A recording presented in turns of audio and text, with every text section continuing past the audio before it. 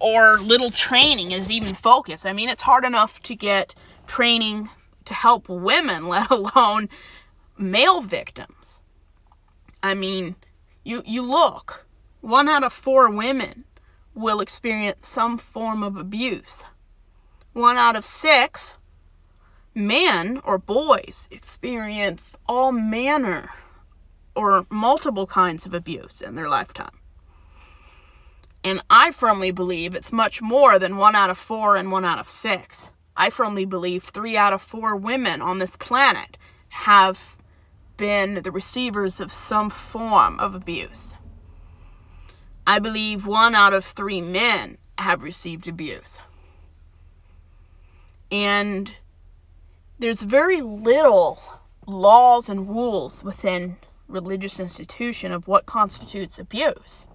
In my opinion, abusive behavior is making someone feel less than, takes advantage of people's naivety or not being educated. Any behavior that seeks to gain something from lying, deceiving, indoctrinating, and manipulating someone. That's why spiritual abuse is so prevalent. And it's all about control. Religion is very similar to a BDSM relationship, where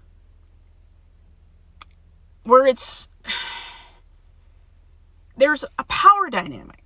But see, the difference between a BDSM relationship and religion is BDSM has consent.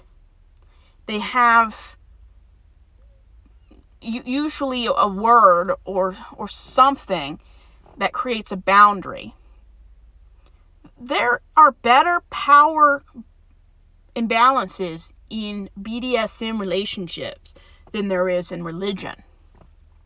If you're a female, whether you were born that way or became that way after the fact, you are less than. You shouldn't be, but that's how church and religion sees women. So if you're not a man, you're already limited to what you can be, what you can do, and what you can have. There are denominations, and I grew up in one. You could never be a leader. You could never be a pastor. You couldn't be a teacher if any man over 16 was in the room. Women's work was taking care of kids, doing food and events.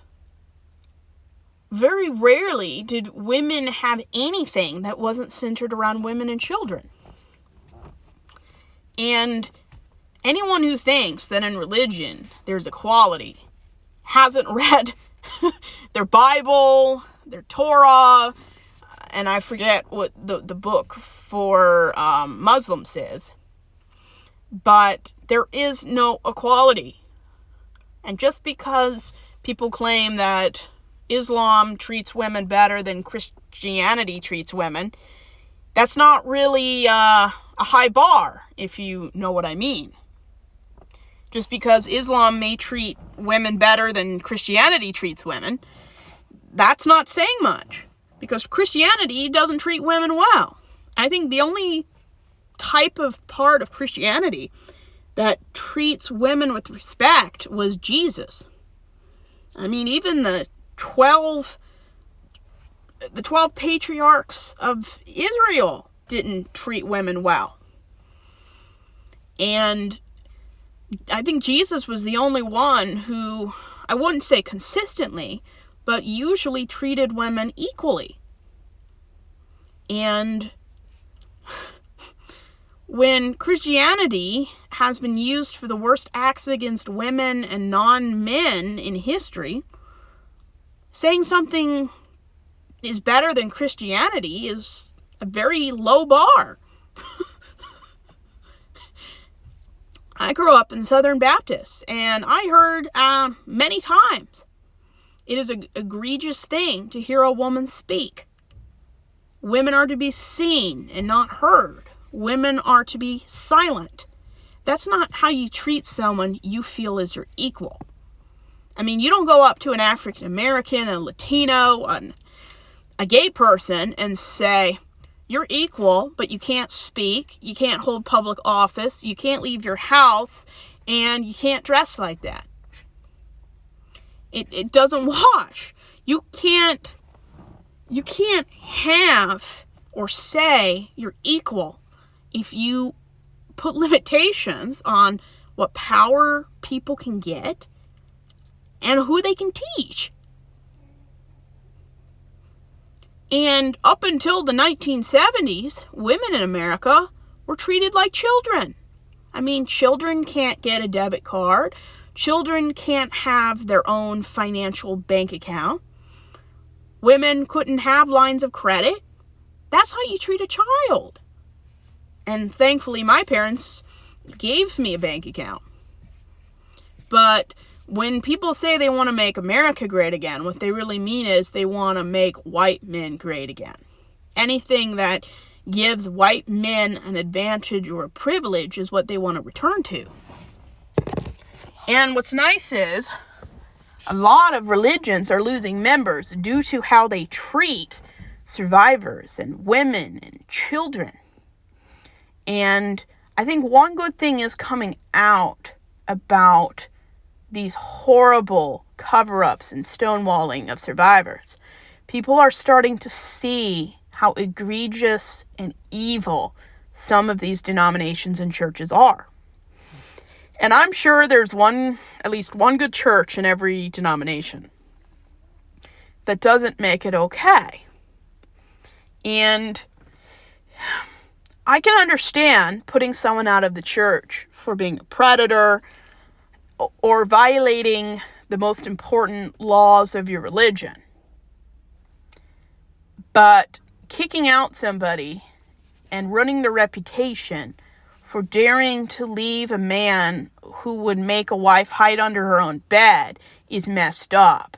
I mean, how delusional does a white man have to be to make a woman suffer who's already suffering from PTSD due to hiding from her husband? It's messed up. Very messed up. And if it's hard for women to go against the patriarchal gender roles, imagine what a man or a boy feels when he's been victimized and survived. Because in Christianity, men aren't taught that they can be victimized. They're not taught to be anything but a masculine, toxic version of being a leader. And I grew up in this environment, and as long as you have a certain part of an anatomy, that makes you a qualified leader. It doesn't. Any more than me being a woman makes me a good candidate for being a mother. It doesn't. And there's nothing wrong with wanting to be a traditional wife. Just don't do it because you were raised to believe that's the only godly option there is. It's just one life choice. And if you don't get the support you need when you're in trouble for being in a bad marriage, a bad relationship, then you need to be as far away from these kind of churches as possible. If you still want to be a part of religion and find a safe church or a safe group, that's your life. But I've been in 7 churches, and I've yet to find a church that doesn't stab someone in the back when they don't live by gender roles, they don't live as a silent wife, and if your child is depressed or have mental illness, you're ostracized. And it's so sad, the emotional anguish and PTSD survivors go through.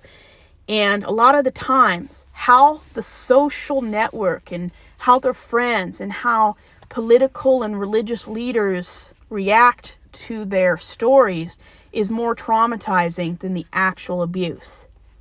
That tells you a lot about what these people go up against. Imagine going up against the Catholic Church. You might as well take on Starbucks. And by the time these people even get a shred of justice, their kids aren't kids anymore. I mean, half their life can go by.